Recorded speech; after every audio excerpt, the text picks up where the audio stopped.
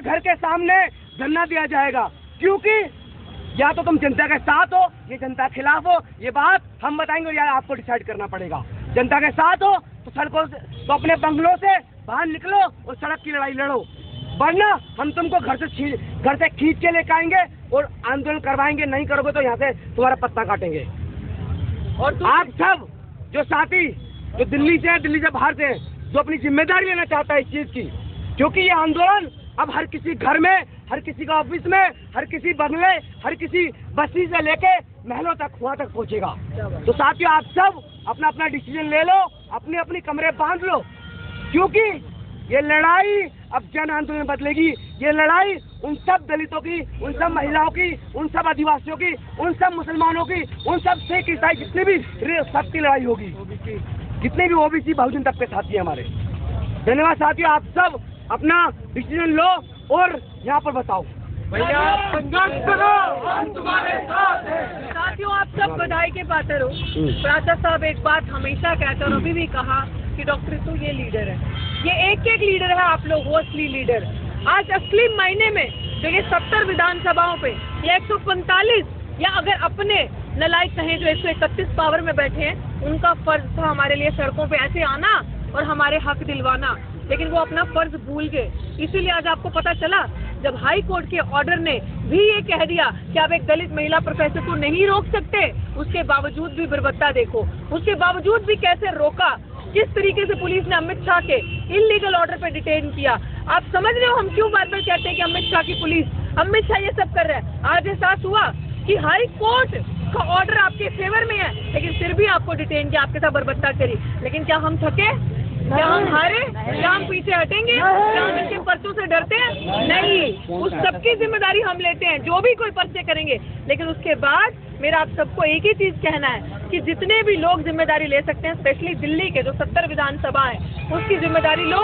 हाथ खड़ा या अपने नाम नंबर मुझे फोन करके बता देना, हम जिम्मेदारी लेते हैं। अपनी अपनी विधानसभा में तैयारी करो, हम वहाँ आके एमएलए के घर के बाहर प्रोटेस्ट करेंगे, उसको जलील करेंगे कि तुझे दोबारा चुनाव आगे, तुझे जीतना है, तुझे लड़ना है, लेकिन जनता की बात नहीं करनी, तुझे दलित आदिवासी पिछड़ों की बात नहीं करनी। तो ऐसा नहीं चलेगा, ये दोहरा चरित्र नहीं चलेगा। और मैं आपको एक चीज बता दूं, लोकतंत्र में लोग, हम भारत के लोग ज्यादा ताकतवर है राजा से। तो जब हम सरकार चुनते हैं, we are the king maker, so it is we who will decide कि कौन रहेगा कौन नहीं रहेगा, अपने हक की बात कैसे करनी है। तो मैं एक ही चीज कहूंगी, प्राचा साहब मजबूती से लड़ाई देख लो। एक शख्स जो कोर्ट के अंदर भी लड़ रहा है और जमीन पे भी हमारे साथ बैठा है, देखा किसी को ऐसे?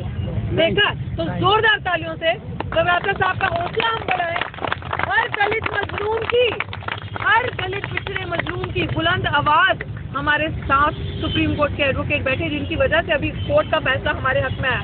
और मैं चाहती हूँ सर आप भी बात रखें, सब एक लाइन, बस एक लाइन। जितनी विधानसभा प्रोटेस्ट होंगे उन सब के नेता आप सब होंगे, उन सब चीज को लीड आप सब कर रहे होंगे। हम बस पीछे रहेंगे आपके, और आपको वो लड़ाई लड़नी होगी साथियों।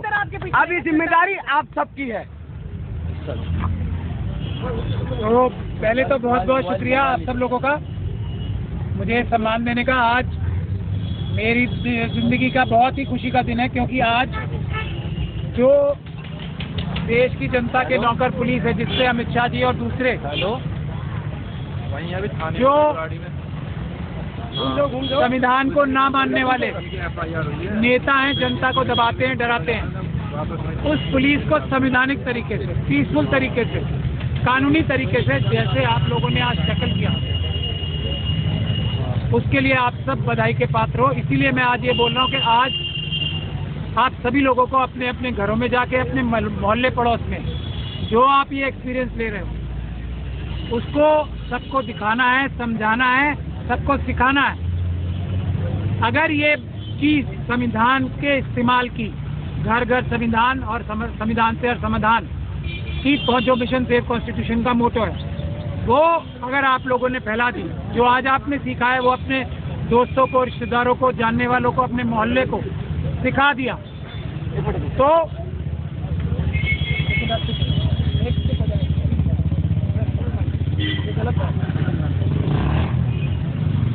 तो ये सिखानी है सबको, तो ये बात फैल जाएगी।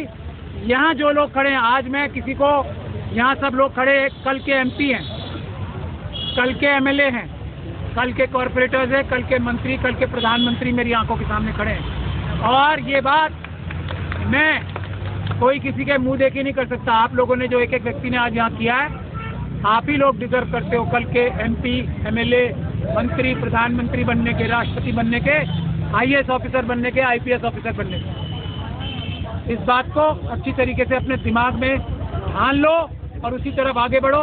70 लोग हमें सबसे पहले चाहिए।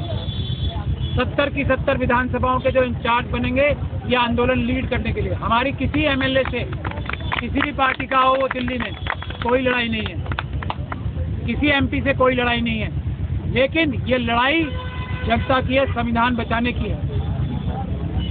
उसके लिए 70 के 70 एमपी एमएलए को आपके साथ आना पड़ेगा आंदोलन में, वरना कुर्सी खाली करनी पड़ेगी। अगली बार से दूसरे लोग आएंगे। और ये हमने इसलिए स्ट्रेटेजी बनाई है, मैं तो खुल के बताता हूँ सारी बातें। एक जगह हमें प्रोटेस्ट करने से रोक लेते हैं ना, अब हम 70 जगह एक साथ प्रोटेस्ट करेंगे। इनकलाब जिंदाबाद, 70 जगह प्रोटेस्ट करेंगे और देखते हैं अमित शाह की जो भ्रष्ट अधिकारी हैं, 70 अधिकारी भ्रष्ट दिल्ली पुलिस में अमित शाह साहब के पास नहीं है। ये बात मैं आपको पूरी जिम्मेदारी के साथ बता रहा हूँ। बाकी पुलिस के अधिकारी जो ईमानदार हैं वो सब आपके साथ हैं दिल से, ये भी मैं आपको बता रहा हूँ खुल के। 70 पुलिस के अधिकारी दिल्ली पुलिस में अमित शाह साहब के साथ नहीं है, 70 भी नहीं है। ये आंदोलन कामयाब होगा। अब हम 70 जगह करेंगे, इसीलिए हमें 70 लोग चाहिए। अगर एमएलए हमारे साथ आ जाते हैं तो वेलकम। और उसके साथ साथ हम लोग ये 70 जगह ना सिर्फ डॉक्टर ऋतु की लड़ाई लड़ेंगे, बल्कि हर लड़ाई की जो सबसे बड़ी लड़ाई है, ईवीएम की भी लड़ाई, हम ये 70 की 70 जगह आने वाले एक हफ्ते के अंदर अंदर शुरू करेंगे। उसके लिए तैयार हो आप तो हाथ खड़ा करके बताओ। बिल्कुल। कोई अगर तैयार नहीं है तो वो भी बता दे, एक भी आदमी ऐसा है तो। अगर कोई इस बात से तैयार नहीं है, इस बात को नहीं मानना चाहता, तो वो अपना हाथ खड़ा करते। आप नहीं मानना चाहते? हम तैयार हैं, हम तैयार हैं। एक मिनट हमारा नंबर लिख लो, एक हफ्ते बाद फोन कर देना, जब बुलाओ जहाँ बुलाओ कहाँ जान देने के लिए तैयार है। नंबर लिख लो 93 कोई अभी लिखा गया है नंबर, सबका लिखा गया नंबर। आएंगे कि मेरा बोर्ड पेपर लगा इंटर का, माई गेम में ये तो प्रवेश पत्र पर आए। 29 को मेरा ये बायोलॉजी का पेपर भी है, सब लोग देख लो। ये है आने वाले देश के जो आईएएस ऑफिसर और 7 मार्च को मेरा पेपर खत्म हो जाएगा। क्योंकि ये समझ गए अगर ये सरकारें बार बार जीत चुकी तो ये पेपर लीक होंगे, ये अपना पेपर क्लियर करके भी क्लियर नहीं कर पाएंगे, समझ लो आप। इसीलिए ईवीएम की लड़ाई भी आप सब लोगों को लड़नी पड़ेगी। आपसे क्यों नहीं डर रहे? वरना इतना बड़ा आंदोलन ऋतु का चल रहा है, क्यों नहीं डर रहे? क्यों अमित शाह जी नहीं डर रहे? क्यों मोदी जी नहीं डर रहे? क्यों वाइस चांसलर नहीं डर रहे? क्योंकि आपका आंदोलन तो उन्हें हरा ही नहीं सकता ना, कुर्सी नहीं छीन सकता, क्योंकि उनके पास ईवीएम। तो ये भी आप बात ध्यान से सुन लो, ये 70 आदमी हमें चाहिए। दिल्ली से ही एक ऐसा आंदोलन खड़ा होगा जो हर समस्या का समाधान करेगा, और उसको आप सब लोग लीड करोगे। आप कल के आने वाले हमारे लीडर्स हो। बहुत बहुत धन्यवाद। और इसके बाद आपको कुछ ही दिन में बता दिया जाएगा 15 दिन का अल्टीमेटम जो आज बरबत्ता हुई है। अभी प्रायः साहब इस चीज को जो कोर्ट के ऑर्डर की उल्लंघना हुई है उसके खिलाफ भी कार्रवाई की जाएगी, और 15 दिन के अंदर अंदर इनको अल्टीमेटम देके पूरे भारत बंद का फॉल अम्बेडकरवादी देंगे और भारत बंद करके दिखाएंगे। इस अन्याय के खिलाफ, जातिवाद के खिलाफ। इस जातिवाद की जड़ें हमने इनके अखाड़े से उखाड़ के फेंक ली। तो 15 दिन। और मैं ये मेरे डीयू के जो लीडर्स हैं, यंगस्टर्स, मैं इनका ये दिल्ली यूनिवर्सिटी के, मैं इनका तहे दिल से शुक्रिया अदा करती हूँ। और ये भी कुछ आपके बीच में बात रखेंगे। वो लोग जो ये डॉक्टर जो ये कहती है, थोड़ा आगे दो, डॉक्टर जो ये कहती है, इनको जरूर कवर करो। दिल्ली विश्वविद्यालय की प्रॉक्टर ये कहती है कि स्टूडेंट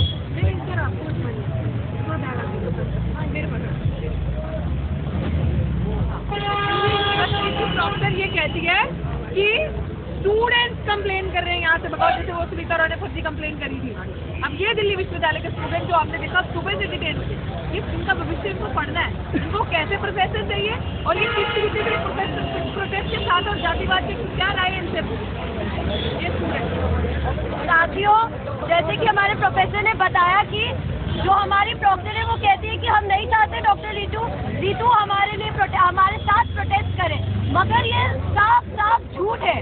हम दिल्ली यूनिवर्सिटी के स्टूडेंट थे, मैं बादल हूँ, मैं दिल्ली स्कूल ऑफ जर्नलिज्म में पढ़ती हूँ और मैं बता रही हूँ आप सबको कि जितनी भी स्टूडेंट्स है वो देख रही है और वो मैम के सपोर्ट में है और वो जो डीयू, जो बीसी, जो प्रॉक्टर्स, जो सविता रॉय, जितने भी तमाम प्रिंसिपल्स हैं, जो आरएसएस, वीएचपी, रणवीर सेना से, उन सब के खिलाफ है। हमारे यूनिवर्सिटी के स्टूडेंट्स एकजुट होते हैं और हमारे प्रोफेसर से लगातार आएंगे। ये कॉल है दिल्ली यूनिवर्सिटी के छात्रों के लिए कि आप अपने प्रोफेसर से उठो। क्या आपको वो प्रोफेसर चाहिए जो सिखाते हैं कि भगवद गीता को कैसे पूछना है, जो सिखाते हैं मनुस्मृति को कैसे रट के बोलना है, जो सिखाते हैं कि औरतों का रेप होना चाहिए, मनुस्मृति में लिखा है कि औरतों का ये होना चाहिए, जो सिखाते हैं कि दलितों के साथ होना चाहिए, जो सिखाते हैं कि आदिवासियों के साथ अत्याचार होना चाहिए। क्या आपको वो प्रोफेसर चाहिए या फिर वो प्रोफेसर चाहिए जो डेमोक्रेसी की बात करते हैं, डेमोक्रेटिक राइट्स की बात करते हैं और स्टूडेंट्स की हकों के लिए बात करते हैं? ये हमारे लिए एक टाइम है कि हम अपना पक्ष, हम अपना साइड चुने। हम किस प्रोफेसर के साथ हैं? क्या हम जातिवादियों के साथ हैं? क्या हम अपने प्रोफेसर रितु सिंह के साथ हैं? हमने देखा डीयू में कि तमाम जितने भी प्रोफेसर हमारी भाषा बोलते, स्टूडेंट्स की भाषा बोलते, प्रो पीपल, प्रो जनता भाषा बोलते, उनको एडवोकेटिज्म के नाम पे निकाला जाता है। मगर तब भी स्टूडेंट्स होते रहे। लगातार प्रोटेस्ट हुआ था डीयू में, रामजस में, IPCW में, हर जगह प्रोटेस्ट हुआ था। और डीयू के स्टूडेंट्स अभी भी, मैं लिख के दे रही हूँ कि हमारे प्रोफेसर के साथ है। जो ये अफवाह फैल रही है कि हम चाहते हैं कि हमारे को इनकन्वीनियंस हो रही है कि जो रितु सिंह उनके प्रोटेस्ट से हमारे को इनकन्वीनियंस हो रही है, ये झूठ है। ऐसा नहीं है। इनफैक्ट ये हमको ताकत दे रहा है, ये हमको स्ट्रगल करने की ताकत दे रही है हमारी मैम, कि अगर जातिवाद होगा, अगर ब्राह्मणवाद फैलेगा, अगर हमारी कैंपसेस में फीस बढ़ेगी तो हम लड़ेंगे। हम भी 184 डेज बैठेंगे, हम भी इतना मजबूत संघर्ष करेंगे। ये हमारे लिए ताकत है। ये जो अफवाह फैलाई जा रही है उसको हम नकारते हैं और हम अपने प्रोफेसर के साथ खड़े। ये ब्राह्मणिकल हिंदुत्व फैसिस्ट जो बैठे हुए हैं हमारे कैंपस के माध्यम से रूल कर रहे, शाखाएं लगा रहे, स्टूडेंट्स को भ्रमित करना चाह रहे, ये उनको याद रहना चाहिए। जब नक्सलबाड़ी आंदोलन हुआ था तब भी छात्र अपने कैंपस, स्टीफेंस दिल्ली यूनिवर्सिटी का एक कॉलेज है, वहां से निकल के लड़ने गए थे। और आज भी छात्र वो हिस्ट्री भूले नहीं है। जब CNRC के लिए लड़ना था दिल्ली यूनिवर्सिटी, जामिया, JNU से छात्र निकले थे। फार्मर्स प्रोटेस्ट आया था तब छात्र निकले थे। आज रितु सिंह के लिए भी छात्र निकलेंगे और हमेशा इन जातिवादी ब्राह्मणिकल फैसिस्ट के खिलाफ लड़ेंगे। इनकलाब जिंदाबाद। जिंदाबाद। साथियों, जैसा कि हमारी साथी ने कहा कि जो स्टूडेंट्स हैं वो लगातार इस प्रोटेस्ट में जुड़े हैं, तो आप लोगों को भी पता है कि डे 1 से स्टूडेंट्स, जैसे साथी आशुतोष ने लगातार डॉक्टर रितु का साथ दिया है। हम